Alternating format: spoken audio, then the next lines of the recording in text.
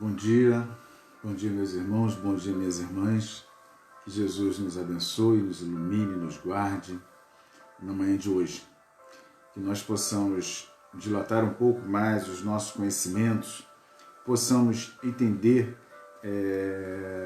a necessidade de aprendermos um pouco mais. Não nos toca aqui em nenhum momento o ensejo, o desejo de ser melhor, apenas mais um companheiro tentando aprender com o Cristo e que nós todos juntos, né, possamos compreender essa divina lei, compreender essa necessidade que temos para com a vida. A vida, sim, é a nossa maior atribuição. Vida, quando falo, eu me refiro à vida espiritual, à vida contínua, a vida que nos segue no dia a dia, a vida que nos faz dizer a cada momento, obrigado, Senhor. Então, é nesse contexto que nós vamos iniciando nossos estudos e tenho visto aí já a felicitação pelo Dia das Mães, né? Fica externado aqui com muito carinho a todas as mamães do grupo, né? A todas as mães daqueles que estão no grupo, a todas as mães dos nossos amigos espirituais, né? Não esqueçamos, né? Então, aqueles de nós, dos quais as mães já partiram ao plano espiritual, também o nosso eterno agradecimento pela oportunidade que nos concede de estarmos aqui na Terra. E a encarnação é a maior dádiva que um espírito pode receber. Então, a todas as mães, com todo carinho, com todo amor, as nossas mais sinceras vibrações de alegria, de amor por este dia. Nosso estudo de hoje, como já falei anteriormente, nós vamos trabalhar, e como hoje é o Dia das Mães, nós vamos, na semana passada nós cometemos um abuso de tempo, né? Nós avançamos nós que eu digo eu, né? Nós não, eu avancei em torno de 25 minutos aí. Então vou me policiar aqui, colocar aqui, minha meta é com 45 minutos, a gente já está, 45, 50 minutos no máximo, nós estaremos estaremos encerrando o nosso estudo. Então, a página de hoje, de número 94, do livro Pão Nosso, né, seguindo a nossa série, a página de hoje é Sexo. Eu sei e estou certo no Senhor Jesus que nenhuma coisa é de si mesma imunda, a não ser para aquele que a tem por imunda. Deixa eu fazer um negócio aqui porque...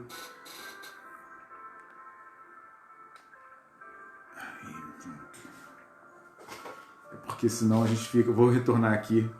É porque senão no meio do nosso estudo vem uma informação, aí dá aquela chamada. Vamos lá. Página 94, Sexo. Eu sei e estou certo no Senhor Jesus que nenhuma coisa é de si mesma imunda, a não ser para aquele que a tem por imunda. Paulo, Romanos 14, 14. Quando Paulo de Tarso escreveu esta observação aos romanos, referia-se à alimentação, que na época representava objeto de áridas discussões entre judios e judeus. Nos dias que passam, o ato de comer já não desperta polêmicas perigosas. Entretanto, podemos tomar o versículo e projetá-lo noutros setores de falsa opinião. Vejamos o sexo, por exemplo. Nenhum departamento da atividade terrestre sofre maiores aleives. Profundamente cego de espírito, o homem, de maneira geral, ainda não consegue descobrir aí um dos motivos mais sublimes da existência. Realizações das mais belas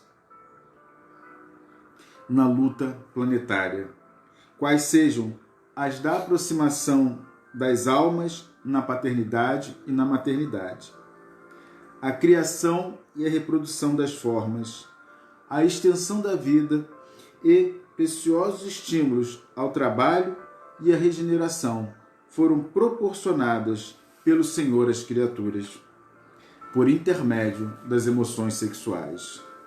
Todavia, os homens menoscabam o lugar santo, povoando-lhe os altares com os fantasmas de desregramento. O sexo fez o lar e criou o nome de mãe. Contudo, o egoísmo humano deu-lhe em troca absurdas experimentações de animalidade, organizando para si mesmo provações cruéis. O pai ofereceu o santuário aos filhos, mas a incompreensão se constituiu em oferta deles. É por isso que romances dolorosos e aflitivos se estendem através de todos os continentes da Terra. Ainda assim, mergulhado em deploráveis desvios, pergunta ao homem pela educação sexual, exigindo-lhe os programas. Sim, semelhantes programas poderão ser úteis. Todavia, apenas quando espalhar-se a santa noção da divindade do poder criador, porque, enquanto houver imundície no coração de quem analise ou de quem ensine, os métodos não passarão de coisas igualmente imundas.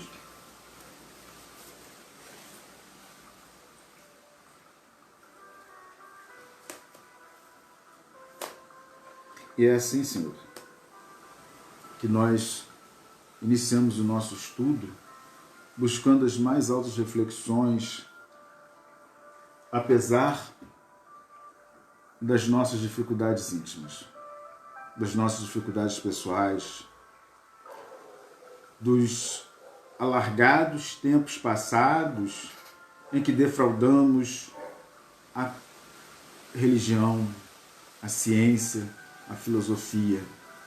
Hoje nos colocamos, Senhor, e seria abuso de nós dizer humilde porque ainda não somos, mas nos colocamos na tentativa, conforme nos narra Emmanuel, na tentativa de colocar as palavras do Cristo de maneira mais pura, não com os nossos olhos egóicos, orgulhosos e vaidosos, mas buscando a base amorosa do próprio Cristo, do codificador Allan Kardec, e rogando sempre aos bons amigos espirituais do Grupo Espírita Fonte Viva, aos seus coordenadores, pois que neste momento, nosso lar, o meu e os vossos, são templos que sempre devem ser respeitados em todos os momentos de nossa vida.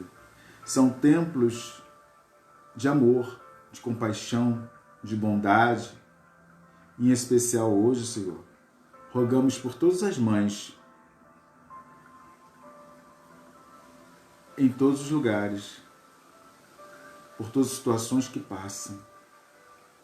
Compadeçamos-nos do seu amor e da sua bondade, hoje e sempre.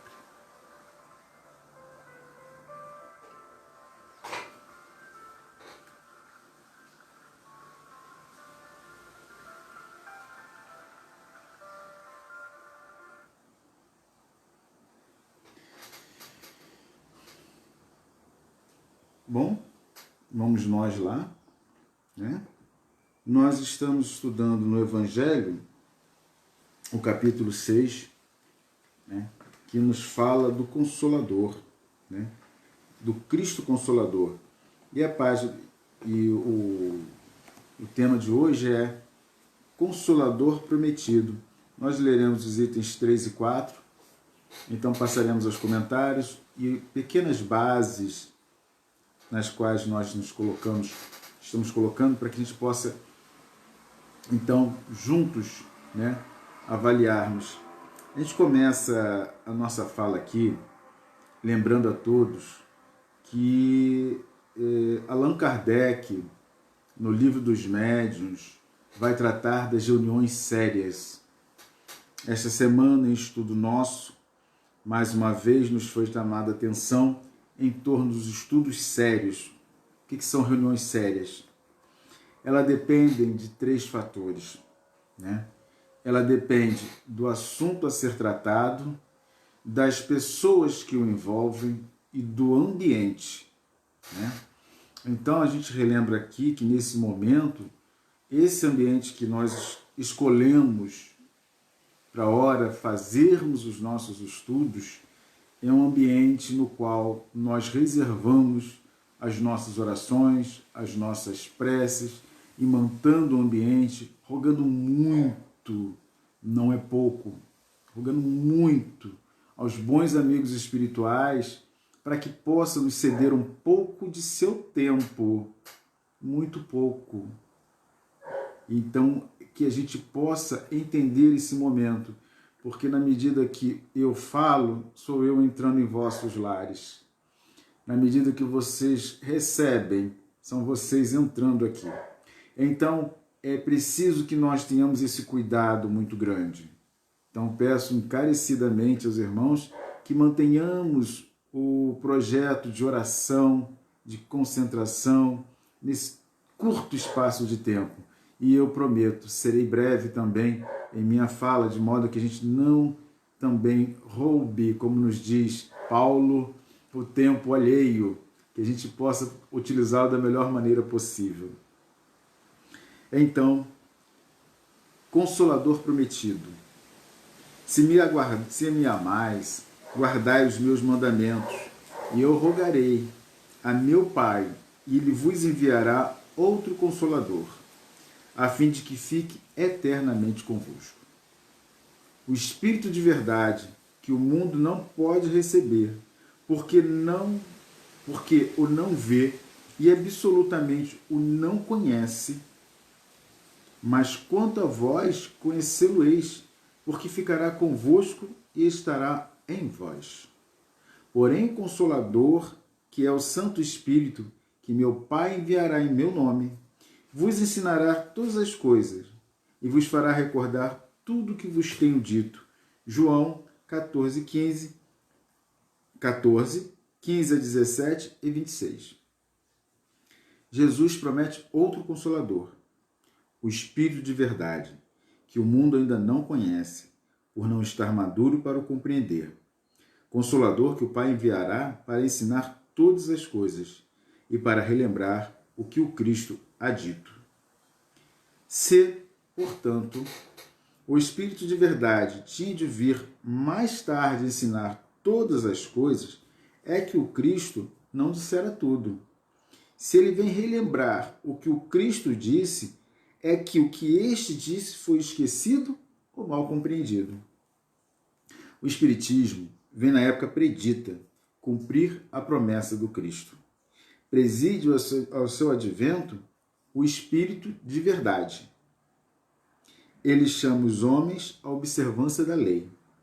Ensina todas as coisas, fazendo compreender o que Jesus só disse por parábolas. Advertiu o Cristo.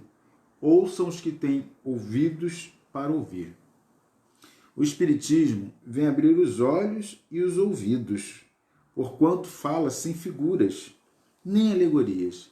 Levanta o véu intencionalmente lançado sobre certos mistérios. Vem finalmente trazer a consolação suprema aos desencarnados da terra e a todos os que sofrem, atribuindo causa justa e fim útil a todas as dores. Disse o Cristo: bem-aventurados aflitos, pois que serão consolados. Mas como há de alguém sentir-se ditoso por sofrer, se não sabe por que sofre? O Espiritismo mostra a causa dos sofrimentos nas existências anteriores e na destinação da Terra. onde o homem espia o seu passado. Mostra o objetivo dos sofrimentos, apontando-os como crises salutares.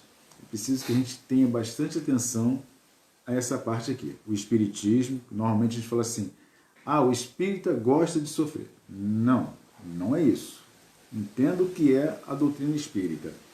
O espiritismo mostra a causa dos sofrimentos nas existências anteriores e na destinação da Terra, onde o homem espia o seu passado.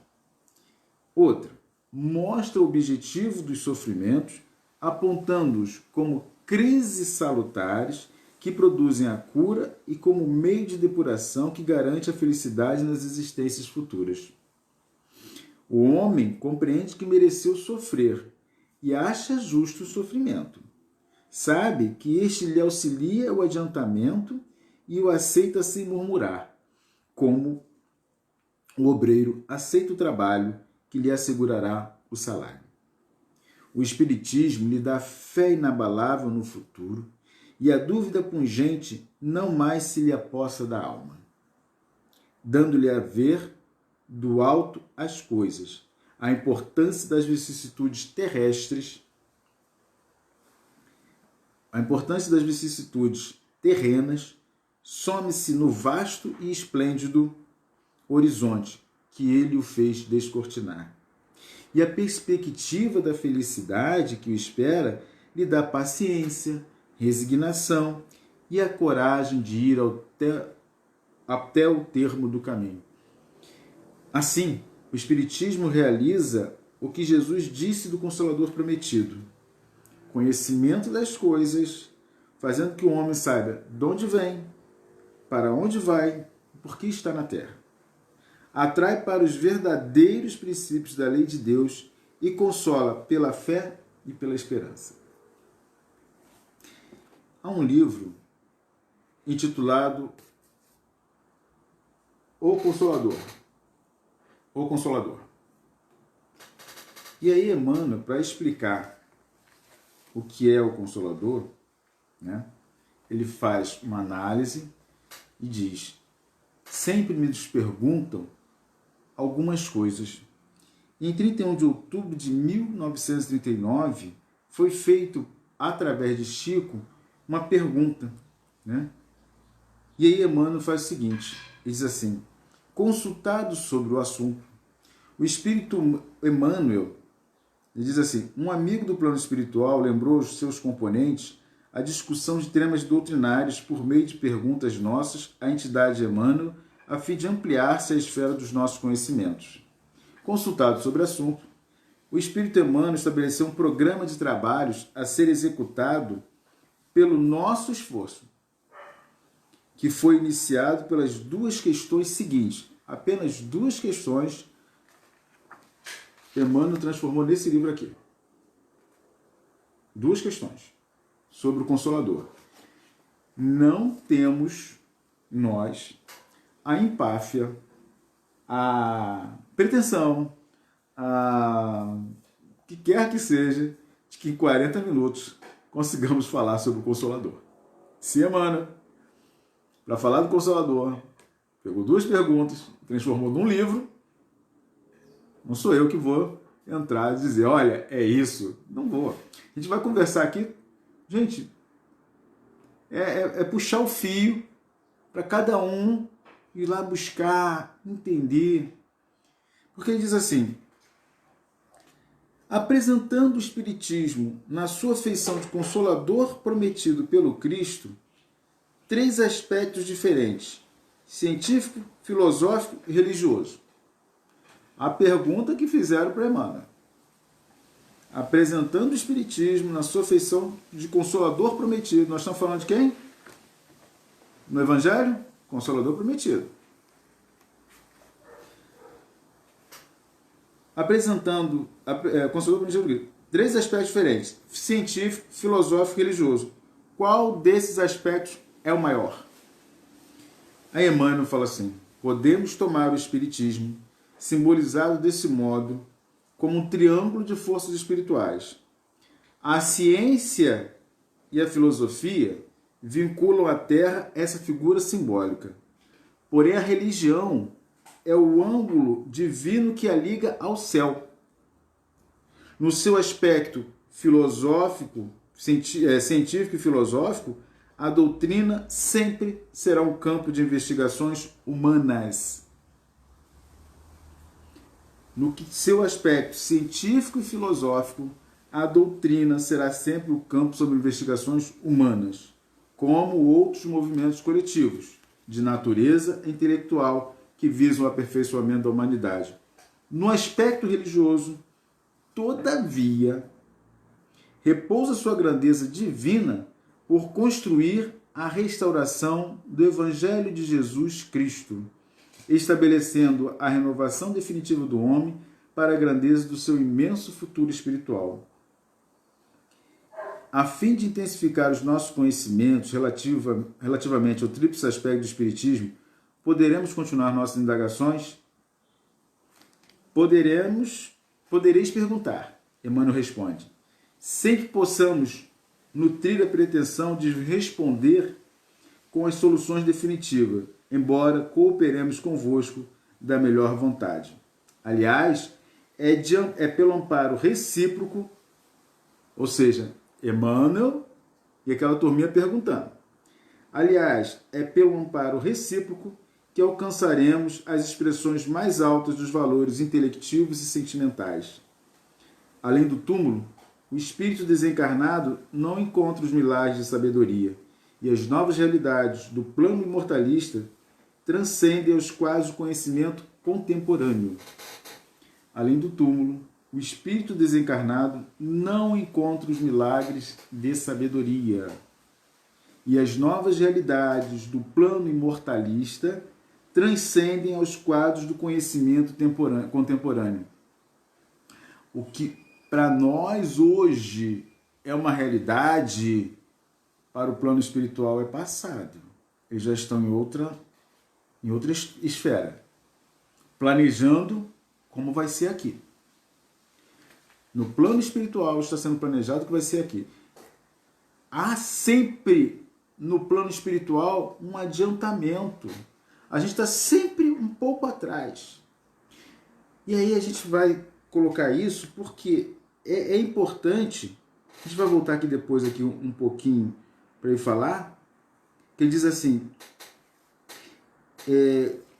conservando-se, né? E as novas realidades do plano imortalista transcendem os quadros de conhecimento contemporâneo, conservando-se numa esfera quase inacessível às cogitações humanas, escapando, pois, às nossas possibilidades de exposição em face de comparações analógicas, o único meio de impressão da tábua de valores restritos na mente humana. Então, para a gente entender o Consolador Prometido, a gente não pode ficar arraigado em palavras, a gente não pode ficar arraigado em textos, nós não podemos ficar arraigados. Fulano disse, ciclano falou. Não é por aí. A doutrina espírita é um facho libertador. Ela é um facho libertador. Ela vai conduzir aqueles que aceitam a doutrina espírita como um método científico, filosófico, religioso, como aquele que vai nos pautar dentro dos conceitos científico, filosófico, das cogitações humanas, de estudo. No entanto, quanto ao seu caráter religioso, sempre nos pautaremos na condição de aprendizes do Evangelho de Jesus. Só que não aquele Evangelho no qual nós, tantas vezes passadas, fizemos como imposição. Não.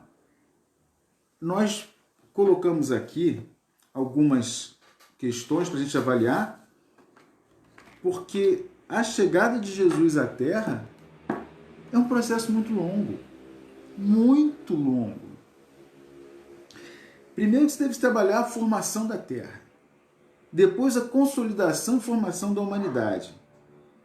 Por último, o aparecimento e evolução do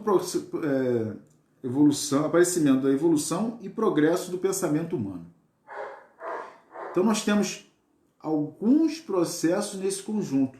De um lado, nós vamos ter Lao Tse, Confúcio, Zoroastro, Sócrates, Platão, Buda.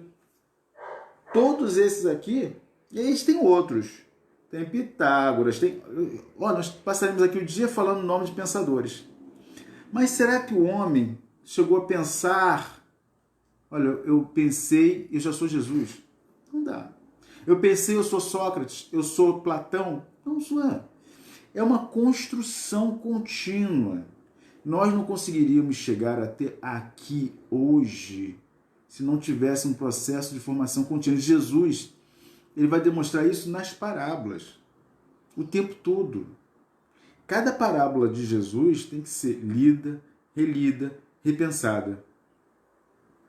Nós sempre levamos a parábola dos talentos, né, como algo de... não, é porque eu dei o dinheiro, eu tenho que tomar conta do dinheiro. Então, Jesus me deu os talentos, eu tenho que voltar. Não.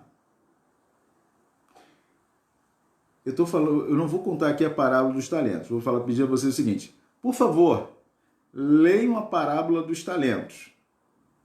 Só que vocês, quando verem os talentos, não imaginem 3 moedas. Quando deu 3 moedas a um, 2 a outro e 1 a outro. Não. Porque ele não está dizendo, em nenhum texto bíblico, moeda. Está dizendo talento. E o talento, gente, depende. Porque os talentos de prata pesavam 30 quilos. Os de ouro, 15 quilos. Então, o que significava que cada um recebeu uma boa quantia em dinheiro.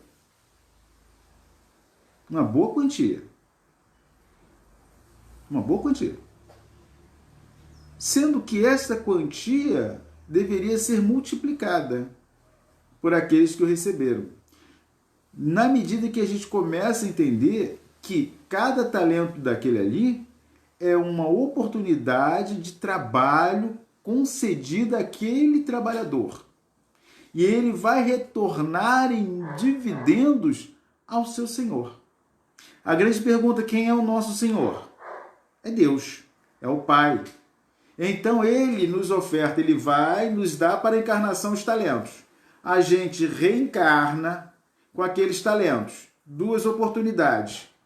Eu utilizo-os muito bem a serviço de Deus. A número 2, eu utilizo a meu favor. Quando eu chego ao plano espiritual para devolver os talentos, o que é que eu estou devolvendo? O que é que eu estou levando de novo? O que é que estou levando de acréscimo? Essa é a grande pergunta. A doutrina espírita, ela coloca isso para a gente de uma forma tão realista, nos dizendo que esses talentos são os nossos estudos no plano espiritual para reencarnarmos com eles na mão cheio, abarrotados de informações, de novas ideias, de novos projetos. Reencarnei. O que eu trouxe? A doutrina espírita, ela nos mostra que isso é um contexto constante de nossas vidas, da nossa vida. Nossa vida? Gente, mais alguém parou o vídeo? Está todo mundo me vendo aí?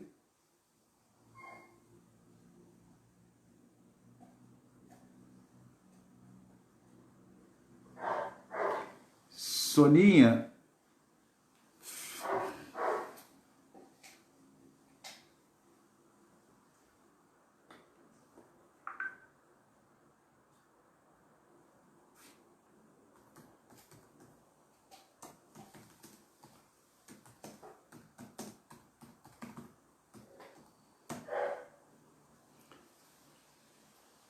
Ok, beleza.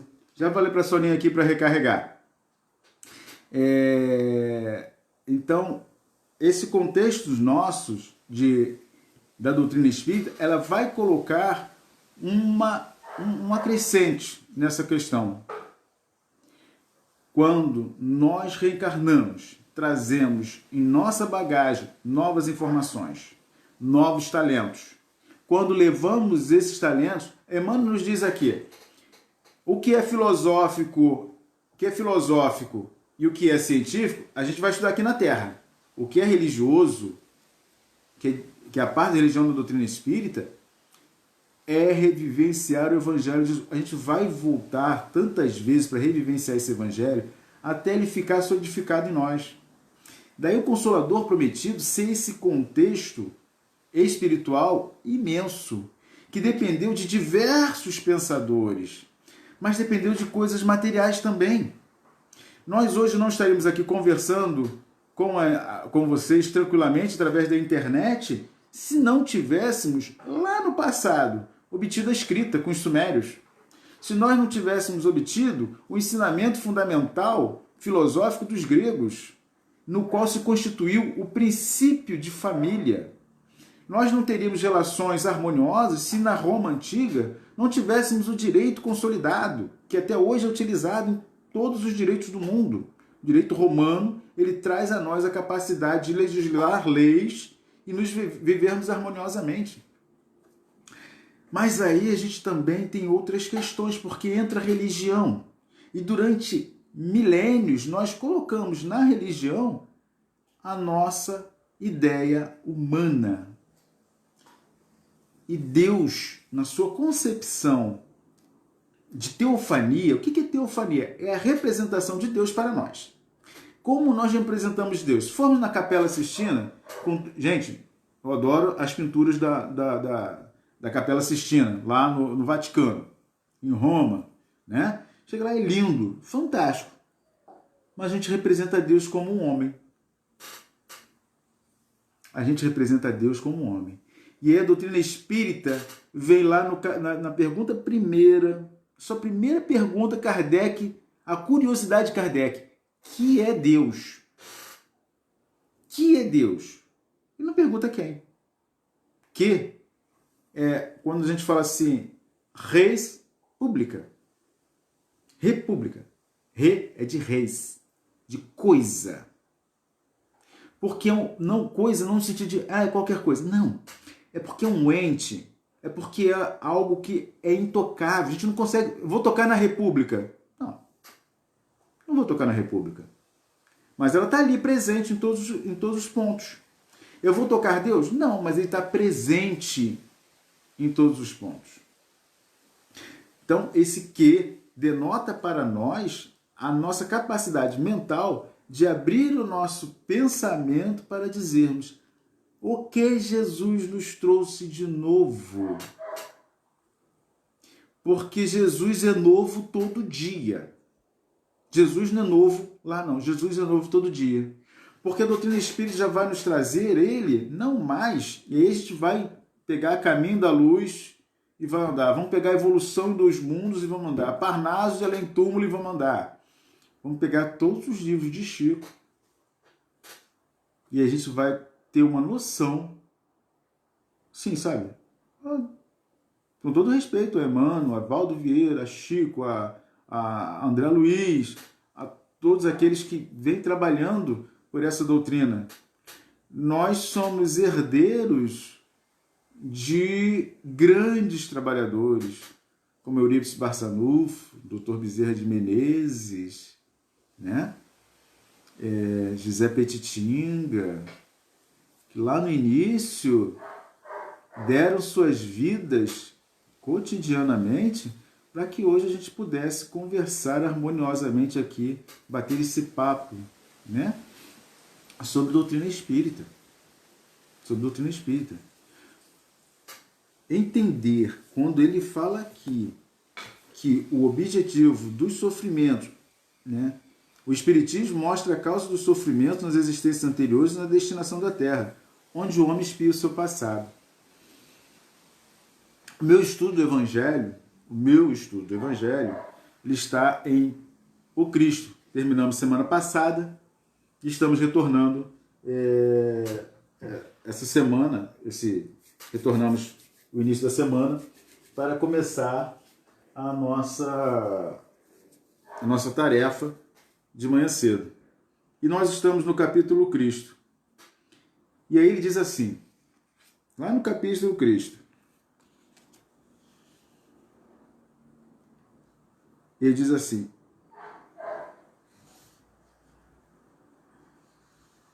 ele próprio declarou, ainda não podiam ser compreendidas. O que não podiam ser compreendidas? Todas as leis que ele falou. Ele diz assim: falou de tudo, mas em termos mais ou menos implícitos. Para ser apreendido o sentido oculto de algumas palavras suas, mister se fazia que novas ideias e novos conhecimentos lhes trouxessem a chave indispensável. Está lá no Cristo, tá? O capítulo 1, não vim destruir a lei, é a 2ª página, tá? E novos conhecimentos que lhe trouxessem a chave indispensável, ideias que, porém, não podiam surgir antes que o espírito humano houvesse alcançado um certo grau de madureza. A ciência tinha de contribuir poderosamente para a eclosão e o desenvolvimento de tais ideias. Importava, pois, dar à ciência tempo para progredir.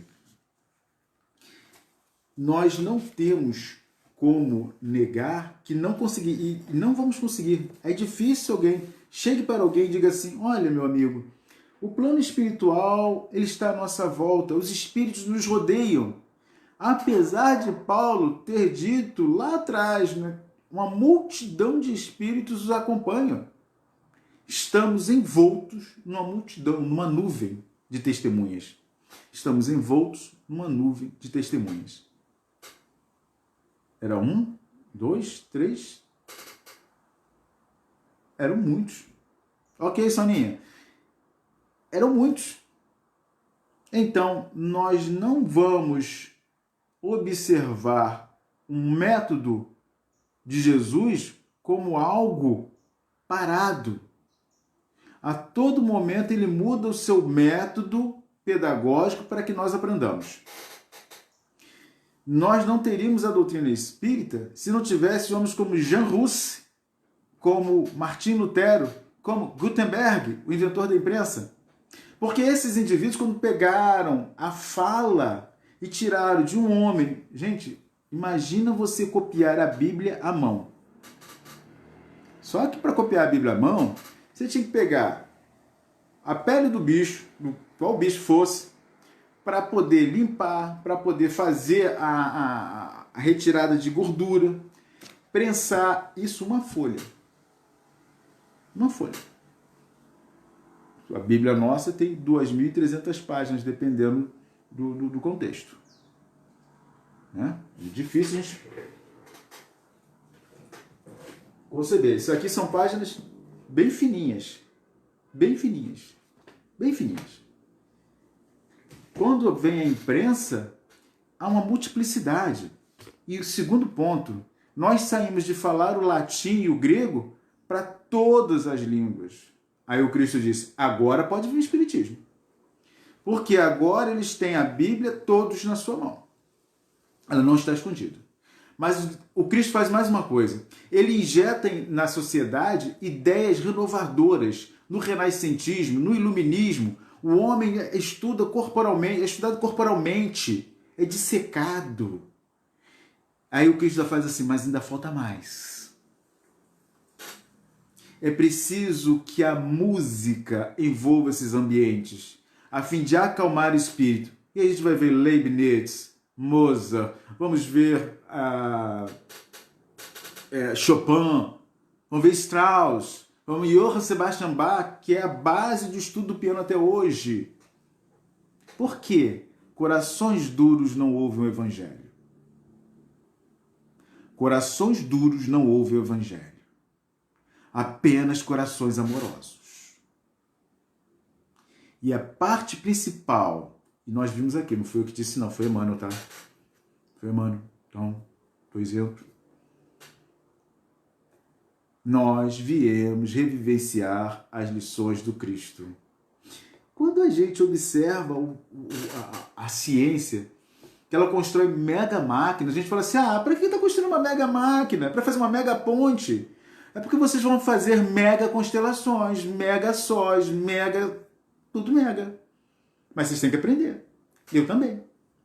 Eu tenho que aprender a calcular. E aí a gente começa a observar que o livro dos Espíritos vai falar do átomo ao arcanjo. Porque ele vai falar da matéria sensível e da matéria insensível.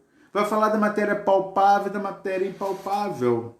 Vai dizer que nós não somos este corpo aqui. Nós estamos nesse corpo.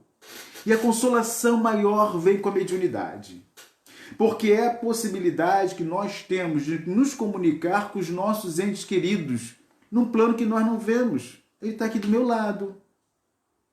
Ele está aqui do meu lado, querendo falar comigo. E aí nós temos os nossos anjos guardiães. E aí a gente perde. A gente não tem mais céu, a gente não tem mais inferno. É um facho libertador, como diz em Opinião Espírita, em que ele vai nos colocar que rompe os limites que lhe circulavam o planeta em forma de horizontes e descortina-lhe a visão do universo, povoado de mundos inumeráveis, rasgando a venda de ilusão que lhe empana a ideia da vida. Derrete, eu estou pulando, tá? Porque eu peguei as partes que me interessavam. Derrete as algemas de tristezas que lhe aprisionam o sentimento, na tenebrosa perspectiva do eterno adeus perante a morte. E clareia-lhe o raciocínio da consoladora luz da sobrevivência para além da estância física. Acabou a morte. Acabou. A doutrina espírita tem este conceito. Tem um ponto nos ensinos de Jesus que é interessante. Vem e segue, ele fala para o jovem: Senhor, eu não posso, tenho de enterrar meu pai. Jesus fala então: deixe que os mortos enterrem os seus mortos. Ele quase diz assim: olha só, você está preocupado com aquele corpo que está sendo enterrado lá? Ou você quer a herança que ele tem? O metal que ele vai deixar? Qual dos dois você quer? Porque se é o metal que você está procurando, então pode voltar. Se é o corpo, siga-me, pois tu encontrarás mais belo, mais divino do que está naquele corpo. A morte deixa de ser, e a gente tem que ter um respeito, um carinho muito grande pela Dona Morte. Apesar, como diz Haroldo que diz, né? Ela é muito ignorante. Vem na hora que a gente menos imagina e nos leva. Mas é um momento em que é avaliado todas as nossas ações. Não é um momento de recriminação, mas é de entendimento com o Pai. É de buscar avaliar todos os nossos conceitos desta aula que nós recebemos. Na semana passada eu falei, uma conversa com Jesus é uma aula com o professor do universo. Uma conversa com Jesus é uma aula do professor do universo. A gente não está conversando com qualquer um, com um filósofo, com um escritor. Eu não estou falando com um grande estadista, estou falando com um professor do universo. É diferente. Quando a gente conversa com o professor do universo, as minhas questões não podem ser: quando eu vou morrer? Por que eu morro? Não. Qual a minha destinação na Terra? De onde eu vim, para onde eu vou e por que estou aqui? Minha conversa com o professor do universo tem que ser essa. E a doutrina espírita nos dá essa consolação. Nos dá esse facho libertador de já não temermos mais o inferno. Nem o umbral. Nem temermos o umbral. Quando nós descobrimos que as nossas condições psíquico-mentais são arraigadas, são enriquecidas com o fenômeno do estudo constante, da tarefa no bem, do cumprir a questão 886 de O Livro dos Espíritos. Todo mundo sabe aí. Benevolência com todos, indulgência das faltas alheias e perdão das ofensas. É só isso. Bem simples. Mas se quiserem mais, capítulo 17, Sede Perfeitos, um homem de bem. ele vai listando tudo que tem que ser o homem de bem. Aí ele diz lá no final assim: mas dito tudo isso, ainda não estão descritas todas as qualidades do homem de bem, mas já é um bom começo. Nós vamos passear pela sociedade humana, observando as injúrias, os doestos, os ódios, as raivas, o que não condiz com a doutrina do Cristo, que é de amor, que é de perdão.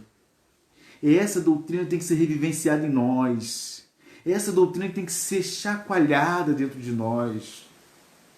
Porque nós lemos o Evangelho segundo o Espiritismo, no qual Allan Kardec foi concitado pelos Espíritos a afastar-se para que ele ouvisse melhor as informações do mais alto. Não era médium ostensivo, não. Mas quantos de nós, ao dar-nos a vontade de ler, temos que nos dar a concentração? A doutrina espírita nos diz isso. Ora, é tão simples, sente-se à mesa, pegue o Evangelho, coloque sobre a mesa. Aliás, ainda questionando a doutrina espírita, através do irmão X, ele vai nos dizer que certa feita Pedro encontrava-se em muitas dores e muitos problemas. Era a fome que graçava na Judéia naquela época. Eram as perseguições aos cristãos. Eram aqueles que queriam, porque davam dinheiro à Casa do Caminho, queriam também ter as benesses, queriam ter prioridade. Nada diferente do dia de hoje não, gente. Nada diferente do dia de hoje. Eu dou tanto, eu quero tanto de Deus. A doutrina espírita muda o Deus pra gente. Naquela época lá, eu temia Deus. Hoje, em sua grande maioria, nós queremos que Deus faça aquilo que nós queiramos. Senhor Deus, tira dele isso, faça isso com ele. Não. Deus, dai-me entendimento, dai-me amor, dai-me condições de entender. Porque se hoje eu passo por esta situação, que indivíduo fui eu? Eu não preciso ir a nenhuma terapia de vidas passadas para saber quem eu sou. Eu apenas preciso sentar-me e observar os meus atos do dia a dia. A forma como... Mas como nos cita o Evangelho, sem passar a mão na cabeça. Eu tenho que ter benevolência com o outro, indulgência com o outro, perdão para o outro. Eu também não posso entrar no processo de culpa, nos diz a doutrina espírita. E Paulo nos demonstra isso de maneira brilhante. Eu vou voltar lá em Jesus com Pedro. Paulo nos diz isso de maneira brilhante. Na hora que ele encontra o Senhor, no deserto, ele não pergunta assim: Senhor, eu matei os teus súditos. Não. O que queres que eu faça? Eu já errei lá. Não adianta que eu não vou voltar para consertar. Agora me dá uma reta. Me dá um encaminhamento. Me dá um conceito novo, Senhor, para que eu possa me modificar. Essa é a atitude do cristão e principalmente do espírita, conhecedor que Deus é o Pai Criador de tudo. Da imortalidade da alma, da comunicabilidade com os espíritos, da pluralidade dos mundos habitados e da pluralidade das existências. Com estes 5 basilares, a gente não precisa temer a morte, a gente não precisa temer a vida, a gente não precisa temer nada. Precisamos acreditar que tudo que nos ocorre está dentro de um projeto divino. Mas há aflições dos dias atuais que nós mesmos provocamos, avaliamos nossa vida. Mas se não conseguimos encaixá-lo na nossa vida, são dos anteriores. A resignação entra em ação. A compreensão entra em ação. O amor entra em ação. Naquele momento, Pedro se encontra em severas dores. Tentando entender o que estava acontecendo, já que ele trabalhava em nome do Senhor. Porque ele, Pedro, que trabalhava tanto ali na Casa do Caminho, ele pensava as feridas, ele falava do Evangelho, ele curava outros. As pessoas colocavam os doentes à sombra de Pedro e João para que a sombra passasse e curava eles. tal a força magnética desses espíritos que angariaram na sua vontade, no seu imo, a vontade de trabalhar com Jesus. E ele pensava, mas Senhor, como eu gostaria de vê-lo, como eu gostaria de concitá-lo sobre tantas coisas que eu ainda não consigo. Uma luz tênue vai saindo do canto da sala e ela vai se corporificando. Pedro era aquela brutalidade física, mas emocionalmente era uma criança. Ele se ajoelha e chora aos pés daquele homem. Pedro, meu filho, por que te acabrunhas? Senhor, como eu gostaria que o Senhor estivesse aqui todos os momentos, Senhor, para que pudéssemos falar, conversar. Mas você quer falar comigo todos os dias, Pedro? Todos. Então faz o seguinte, pegue os escritos de Mateus, abra-os, e eu ali estarei todos os dias. E assim Pedro passou a fazer. Assim nós devemos fazer. Assim nós devemos fazer. E nós temos diante de nós o livro dos Espíritos, o livro dos Médiuns. Nós temos a Gênese, nós temos o Céu e o Inferno. Está faltando um que era bom, o Evangelho segundo o Espiritismo. Nós temos 5 livros. Temos 12 fascículos da Revista Espírita. Nós temos a Obsessão de Allan Kardec. Obras póstumas não foi escrita por Allan Kardec, são escritos dele que os amigos publicaram, mas leiam.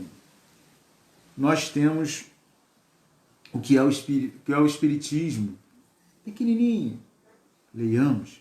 Revista Espírita de 1862. E aí nós vamos sair desse contexto e vamos encontrar ainda as obras de Francisco Cândido Xavier, 432 livros, que a cada mensagem que a gente lê, a gente se pergunta quanto falta ainda para a gente entender o posicionamento do Cristo.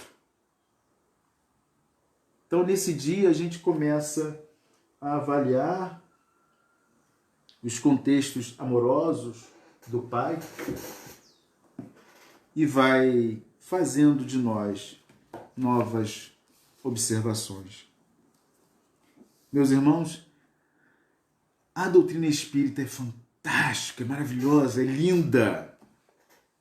É linda no seu aspecto filosófico, no seu aspecto científico, mas no seu aspecto religioso, nos toca a alma, nos chama a acordar em nós aquele espírito que está pronto para amar o Cristo. Amá-lo não só em adoração, mas amá-lo nas nossas atitudes cotidianas. Esse é o Cristo Consolador do qual o fardo será leve e o jugo suave. Eu vou carregar a minha prova, ela é pesada. Vai se tornar leve. E o jugo? Suave. Ou seja, a orientação que a gente vai ter, suave. Toda vez que a gente decidir, mas são tantas dores, entrega-te ao trabalho com o Cristo. Um dos mais belos trabalhos é o de mãe. Para a gente encerrar. Tanto que ele tinha um carinho especial por sua mãe. Tinha uma devoção imensa. Não é para tanto que ele vem dizer a ela já no finalzinho da sua vida, venha, o Pai mandou te buscar. E para a gente encerrar, deixar no ar um perfume de rosas, Maria Dolores, por Francisco Cândido Xavier, poetisa, renomada, conhecedora. Diz-nos ela, dizem que quando a terra foi criada, fazendo-se possuída pelos filhos da vida que vinham de outros mundos, tudo na estrada humana, cortando a imensidão dos campos infecundos, era a dominação do ódio que se aferra, a dissensão, a morte, o desespero e a guerra. Foi quando o mensageiro do céu às criaturas regressou às alturas e disse humildemente ao grande Deus: Senhor, o que posso fazer dos homens sem amor? Do cérebro mais tardo ao gênio mais precoce? Tudo na terra é luta em conquistas da posse. Compadece-te, ó Pai. Veneno, flecha e clava formam no mundo inteiro a humanidade escrava. Da descrença do mal, da impiedade do crime, sem qualquer esperança que se arrime. Já não se aguenta ouvir os urros do mais forte e o choro dos vencidos, pisados, massacrados e caídos nos sarcasmos da morte. Que fazer, grande Deus, nas trevas dessa luta, em que a luz se nos nega e ninguém nos escuta? Revelou-se que o Pai de infinita bondade pensou por muito tempo e disse comovido: aceito. Filho meu, quanto te falas, entendo-te o pedido. Volta ao mundo, a servir na tarefa em que avanças. Os que morrem no mal renascerão crianças. A terra evoluirá, ponderou o Senhor. Ninguém alterará a minha obra de amor. A fim de desarmar a violência e a cobiça, instalarei no mundo a força da justiça. E para que haja amor, exterminando o orgulho, sem pancada nem grito, sem barulho, enviarei alguém que ame os filhos meus com o meu amor ao bem, na exaltação da paz, sem desprezo a ninguém. Alguém que saiba amar, a servir e a sofrer, cultivando o perdão como simples dever. Dizem que foi assim que a terra começou a fazer-se jardim. Ouviu-se o verbo novo, alteraram-se imagens, e conforme o Senhor mandou e prometeu, entre os rudes mulheres dos selvagens, o coração de mãe apareceu. Meus irmãos, as mães do grupo, o nosso carinho sincero, as nossas vibrações mais fraternas por essas que amam e servem. Que os vossos corações possam ser acalentados pelo nosso Senhor Jesus Cristo na luta em que vergam. As mães que já se foram, rogo pelas minhas mães e agradeço também pelas mães dos meus irmãos em humanidade, das mães do mundo inteiro, nas quais sentem o devoto amor de Deus. Dizem que o amor que mais se aproxima de Deus é o amor de mãe. E é nessa sublime manhã que os homens invocaram para si o Dia das Mães, que nos colocamos, Senhor, submissos à Tua vontade, sabendo que o Senhor coordena todas as atividades e a ninguém desampara através de tantos trabalhadores angelicais. Agradecemos aos trabalhadores do Fonte Viva do mundo espiritual, aquelas mães abnegadas que já passaram pelas nossas vidas no Fonte Viva e que em seus tons amorosos sempre nos cativaram. Ficam na lembrança todas elas, não posso enumerá-las, foram tantas. E em cada uma deixou o seu perfume, o seu amor. A essas mães atuais no Fonte Viva, que derramam o seu carinho, o seu amor, que a bondade do Cristo possa fazer-se em seus corações, nas mães daqueles que aqui estão também assistindo, que fazem parte do Fonte Viva, o nosso carinhoso abraço às mães da terra, neste momento de dor, de tristeza, que neste momento recebam o abraço carinhoso, o lenitivo. E para encerrar, nunca deixaremos de agradecer, Deus, a Tua imensa oportunidade e que nós possamos fazer credor da Tua misericórdia sempre, porque delas necessitamos.